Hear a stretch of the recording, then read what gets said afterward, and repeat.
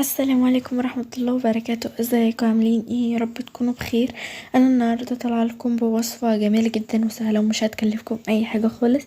هي طريقة اللحمة بالبصل في البرام. دلوقتي جبت اللحمة بتاعتي قطعتها حتت صغيرة، وجبت البصل قطعته شرايح. البصل لو عايزة تقطعيه حتت صغيرة براحتك، وفصين توم.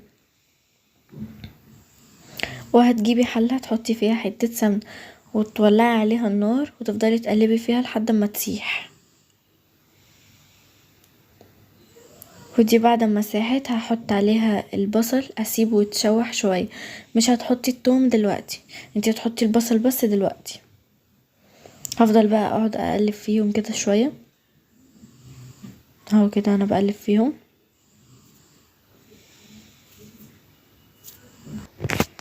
هفضل بقى اقلب فيهم لحد ما احس ان البصل اتشوح اهو. بصوا كده، هحط بقى عليه اللحمة وفصين الثوم،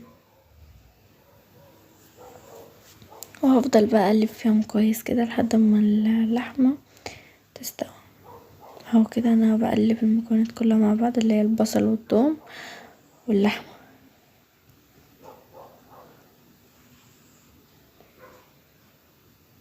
كده. انا بقلب فيهم اهو، تفضلي بقى تقلبي فيهم كويس كده.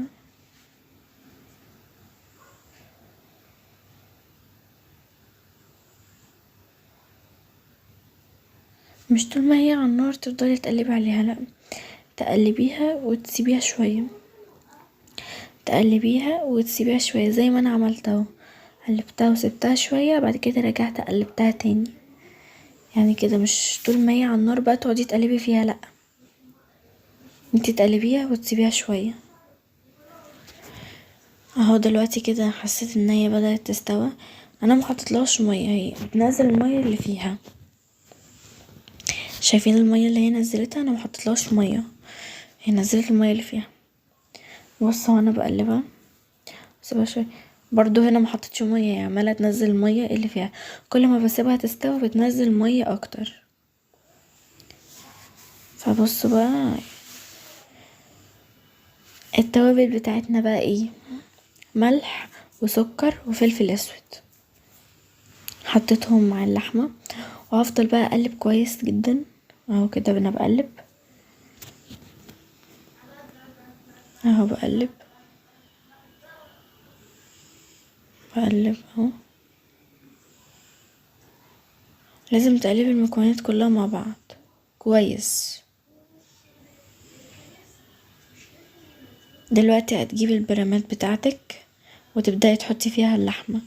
وانتي بتجيبي البرامات وتحطي فيها اللحمة هتكوني مشغلة الفرن وراكي. هبدأ دلوقتي احط اللحمة في البرامات. شايفين انا بوزع اللحمة اهو. بجد صدقيني لو مشيتي على الوصفة دي هتبقى حكاية، بجد مش هتبطلي تعمليها.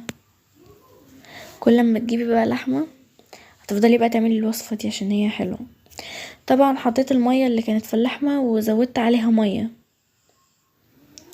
وهدخلها بقى الفرن. ودي النتيجة ودي نهاية الفيديو. متنسوش تعملوا لايك واشتراك وتفعيل الجرس وكومنت حلو. والسلام عليكم ورحمة الله وبركاته.